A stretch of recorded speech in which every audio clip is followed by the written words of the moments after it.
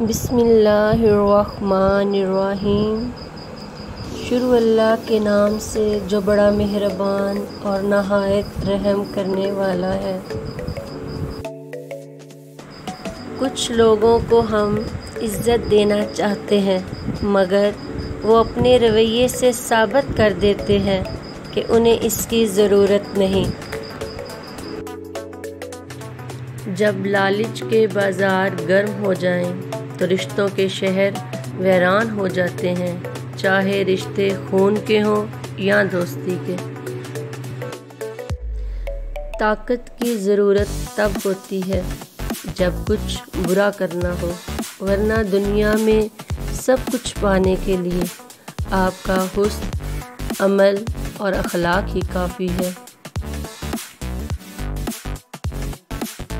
اگر کچھ سیکھنا ہے تو خاموش رہنا سیکھو، ورنہ لفظوں کے مطلب تو ہزاروں نکلتے ہیں۔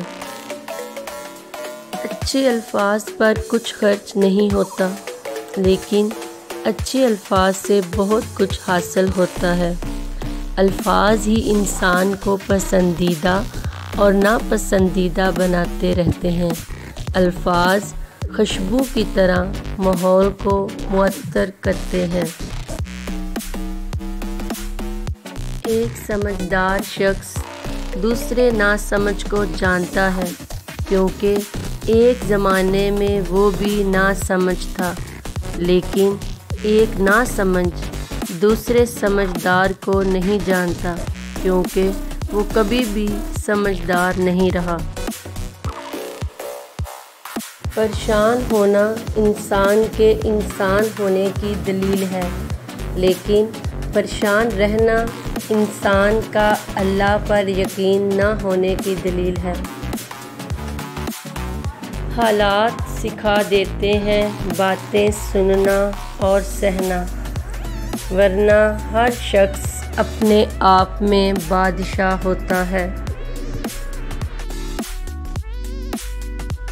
اگر کسی کو تکلیف دے کر بھی اچھے سے سو لیتے ہو تو اپنے ضمیر کا جنازہ پڑھ لو، کیونکہ وہ وفات پا چکا ہے۔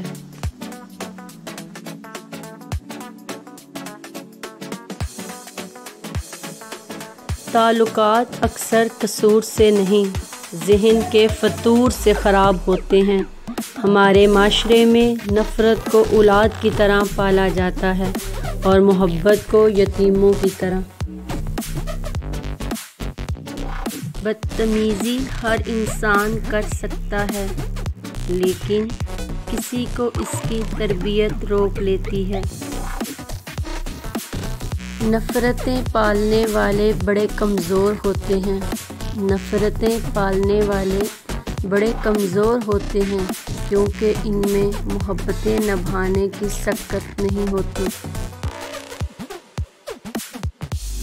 لوگ احساس نہیں احسان کرتے ہیں، وفائیں کر نہیں سکتے، باتیں ہزار کرتے ہیں۔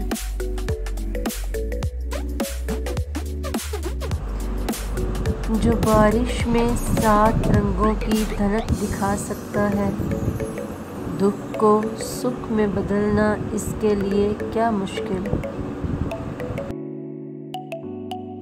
صبر کا گھونٹ دوسروں کو پلانا آسان ہوتا ہے، خود پیتے ہوئے پتہ چلتا ہے کہ ایک ایک قطرہ پینا کتنا بھاری پڑتا ہے۔